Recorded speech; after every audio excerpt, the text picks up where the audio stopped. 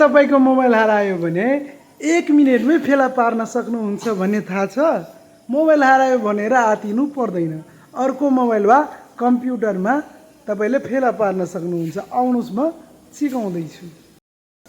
तपाईहरु सर्वप्रथम मोबाइलमा रहेको गुगललाई ओपन गर्नुहोस् र यहाँ सर्च गर्नुहोस् फाइन्ड माई डिभाइस भनेर। यो फाइन्ड माई डिभाइस ओपन गर्दाखेरि पहिलो नम्बरमै तपाईले देख्न सक्नुहुन्छ फाइन्ड योर फोन भनेर देखाउँछ।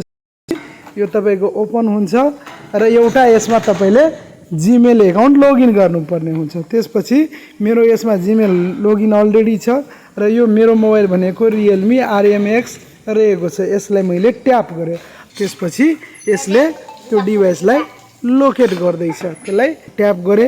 त्यसपछि तपाई हेर्न सक्नुहुन्छ मेरो मोबाइलको लोकेसन यहाँ देखाइरहेछ। 77% ब्याट्री रहेको छ। वाइफाई भनेको अनिल सिंह चोइवाला त्यसमा क्याच भएको छ र यो मोबाइलको लोकेसन भनेको यहाँ देखाइरहेछ। अब यो मोबाइल ठ्याक्कै कहाँ रहेको छ भने तपाई हेर्न सक्नुहुन्छ यो एडभान्स कम्प्युटर इन्स्टिट्युट साइबरको यता छेउमा देखाइरहेछ। ठ्याक्कै तपाईले यसमा ट्याप गर्नुभयो भने सबै कुरो आउँछ। अब रह्यो यदि तपाईको मोबाइल लस्ट छ भने ठीक हो हैन।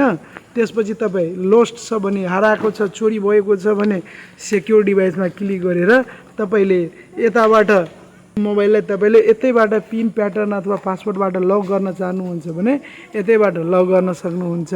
हैन भने यदि तपाईको मोबाइल घरमै यतै कतै हराएको छ भने तपाईले प्ले साउन्ड गरेर पनि त्यसलाई फाइन्ड गर्न सक्नुहुन्छ। हेर्नुस् म यहाँ प्ले साउन्ड गर्दै छु।